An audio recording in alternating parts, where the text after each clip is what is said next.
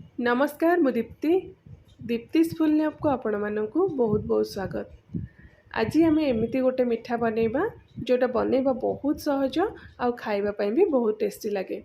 बस थरे आपणे मिठाटा को घरे बने कि खातु मार्केट्र कौन मिठा किणापी पसंद भी करेंगे। आउ प्रथम थर पर भी जो मैंने किसी मिठा बनाऊँच से डर लगुच नुआ नुआ कुकिंग शिखुंट से मैंने भी मिठाटा को बहुत इजिली बनई पारे। तो आशा करुँची रेसिपीटी समस्त को पसंद आसब। वीडियो शेष जाए देखूँ, बिल्कुल भी स्किप करंतुनी। देखि सारा पर जदि रेसिपीटी पसंद आसूची प्लीज़ वीडियो को लाइक आउ शेयर कर दिंतु। और चैनल रे भी जदि आप नुआ देखुंत चैनल को सब्सक्राइब करने बिल्कुल भी भूलें।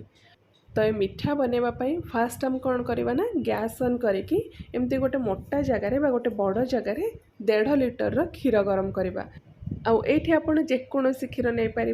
गाई क्षीर जदि आप व्यवहार कर तो गाई क्षीर भी नहीं पारे, ना जो क्षीरटा आप घरे व्यवहार कर पैकेट क्षीर हो, स्किम मिल्क हो बा फुल क्रीम मिल्क हो, सब क्षीरटा ये व्यवहार करें। तो फुल फ्लेम रे आम क्षीरटा को एमती कंटिन्यू चलैकी फुटेबा। बेसी क्षीरटा को फुटेबा ये दरकार नहीं, जेहेतु आम क्षीर छेना बाहर करवा तो बस गोटे फुटा आसवा जाए यहाँ को कुक करवा। किंतु मझे मझे आप चलेबे बा एमती कंटिन्यू चलेबे, बस क्षीरटा आमर ये तले न लगे दरकार।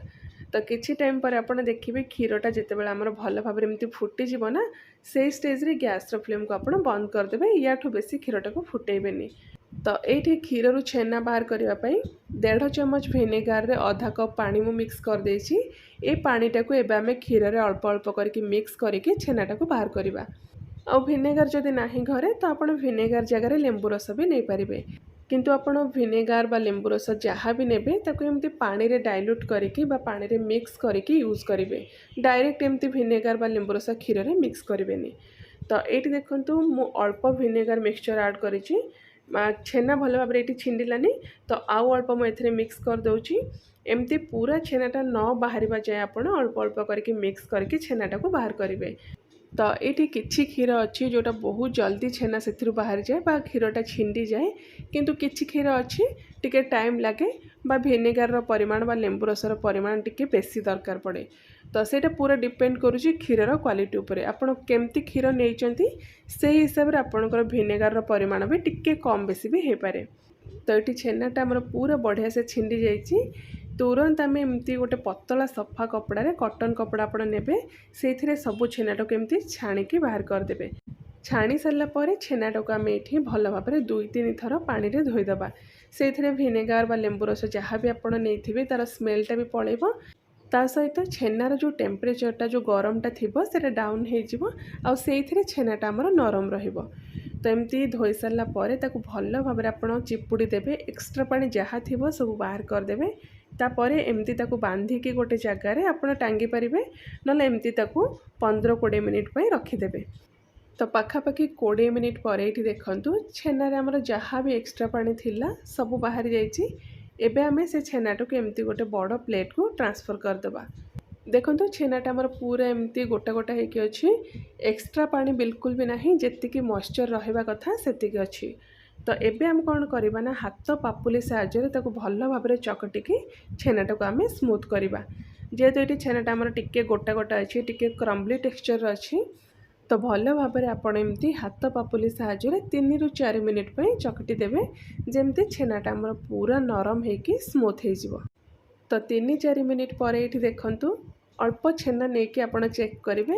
2 आंगुठी भितर एमती टिके प्रेस करेंगे। जदि हाथ को टिके दाना दाना लगुव तो आउ टिके समय पे आप चकटिबे। आदि हाथ को पूरा स्मूथ लगुव बिल्कुल भी दाना नथिबो ताले आपणकर छेना जानिबे पूरा रेडी हो गला। तो ये छेनाटा आमर पूरा रेडी हो जाइए। को एबे साइड रखिदबा। आउ नेक्स्ट आम कौन करबा ना फर्स्ट आप एमती गोटे नॉनस्टिक तावा बा नॉनस्टिक पैन नहीं जिबे। गैस ये मु ऑन करनी, गैस ऑफ अच्छी। तो एबे से पैन रे आमे आधा कप बा 120 ml रो मापिकी नहीं जिबा फ्रेश क्रीम। अब जदि घरे फ्रेश क्रीम नहीं तो आपण ता जगह फ्रेश सर बा क्षीर जो फ्रेश सरटा आपण आधा कप मापिकी नहीं जिबे। तापरे सेम कप रे मापिकी आमे नहीं जिबा आधा कप रो कंडेंस मिल्क बा मिल्क मेड। आ जदि मिल्क मेड भी घरे नाही आपणकर तो ता जगह आपण कोन करिवे ना अधा कप बा अधा कप्रु टिके कम आपण नहीं चीनी बा चीनी गुंड ता सहित आपण अधा कप नहीं मिल्क पाउडर बा मिठार परिमाण ना आपण हिसाब रे टिके कम बेसी ये करें। तो पैन रे ये क्रीम आउ कंडेन्स मिल्क दे सारा पर गैस रो फ्लेम को आम ऑन करदे तापर लो फ्लेम रे आम यहाँ कुक करवा। फ्लेम बिल्कुल भी हाई करेंगे पूरा प्रोसेस को आप लो फ्लेम रे ही करेंगे। तो किसी टाइम पर आप नोटिस करेंगे जितेबाला आमर जो फ्रेश क्रीम आउ कंडेन्स मिल्क गरम होगी फुटवा स्टार्ट हो यार कंसिस्टेंसीटा टिके पतला हो।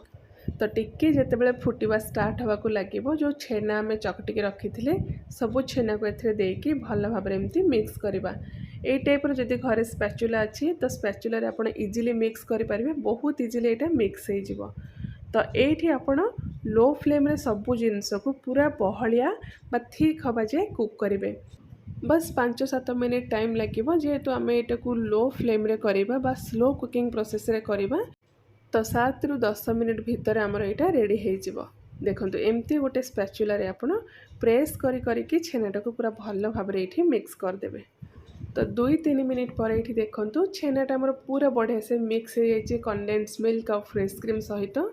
एबे आम ए अधा छोट चामच ऐड करवा गुजराती गुंड ता सहित अधा छोट चामच आम देदेबा घी। याठू बेसी आप घी ऐड करेंगे अधा छोट चामच ही देवे तापर भल भाव ये मिक्स करके कंटिन्यू ये चलेबा। फ्लेम ये भी लो रहिबो बा पूरा प्रोसेस आप लो फ्लेम रे ही करेंगे। तो ये देखु आउ कि टाइम कुक कर सारा पर आमर जो छेनार टेक्सचरटा पूरा चेंज हो जाए। छेनाटा आमर एमती एकाठी होगी गोटे डो टाइप बन जाइए। तो एबे आम गैस रो फ्लेम को ये बंद करदे। याठू बेसी टाइम आप कुक करेंगे ना कौन हम ना छेनाटा आपणकर पूरा ड्राए हो मिठा भी आपणकर भल बनबनी। तो गैस रो फ्लेम बंद कर सारा पर ये जो छेनाटा को टिके आम ठंडा हाँपाई छाड़ीदे। बेसी ठंडा करेंगे हाथ में जमी आप धरले सही पारे से टाइप गरम रहा दरकार। तो छेनाटा जिते टिके ठंडा हो ना ये मिक्सचरटा टिके आउ थिक हो टिके सुखिला लगे। तो एबे आम इथरू जो साइज आपन को मिठा बनवार अच्छी से पोर्सन नहीं कि हाथ में फर्स्ट एमती जमती लड्डू बना जाए सेमती बनइबे तापर दुई हाथ में ताको रखिकी एमती स्मूथ करदे। देखंतु क्रैक जमती न रहिबो से टाइप आपन स्मूथ करके लड्डूटा को बनइबे।